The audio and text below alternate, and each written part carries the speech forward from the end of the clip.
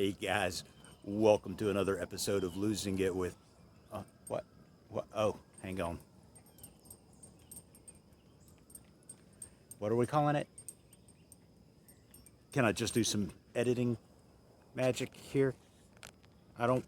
I don't want to do it all. Hang on.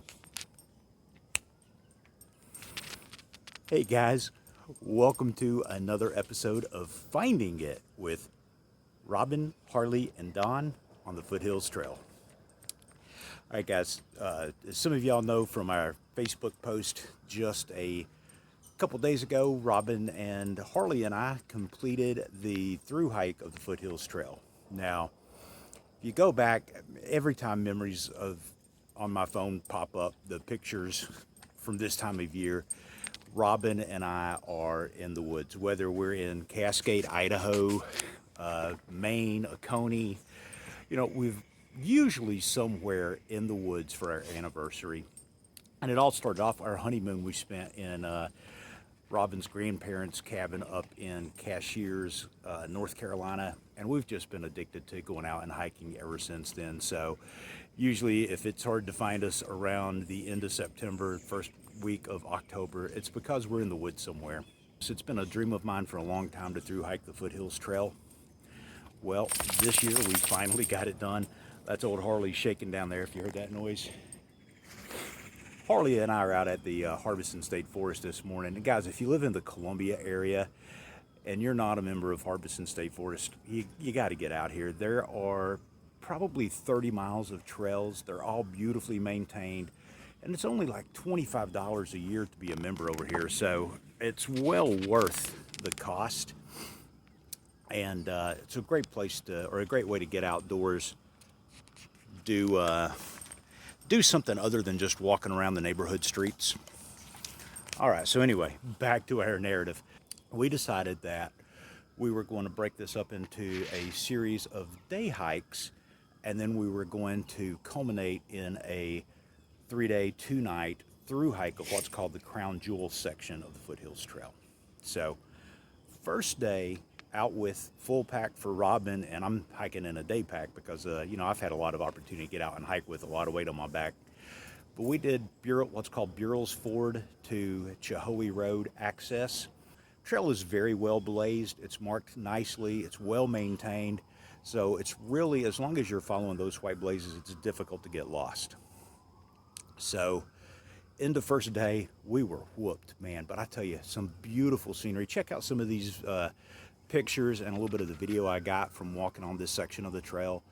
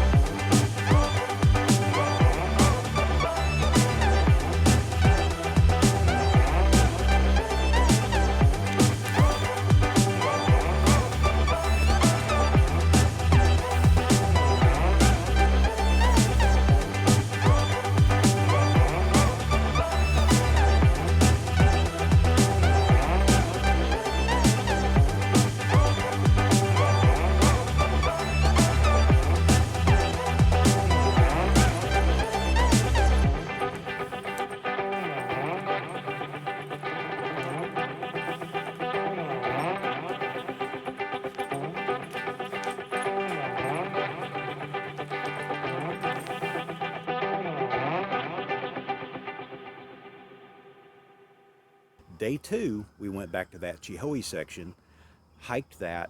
Beautiful hike. There's some great areas here for camping too, and none of the guidebooks really talk about hiking or camping in this section of the trail. But if you're ever at Oconee Park and you're wanting to try out a tent, try out a backpack, this would be a great section just for that very first hike, breaking in your gear, because the section is pretty easy, but it's a great place. There's a beautiful campsite here and a big sweeping bend of the creek that you could set your tent up. So you've got ready water. You're not far from Oconee Park, so if something goes wrong, it's an easy walk back. But beautiful section. Got some pictures of this part of the trail.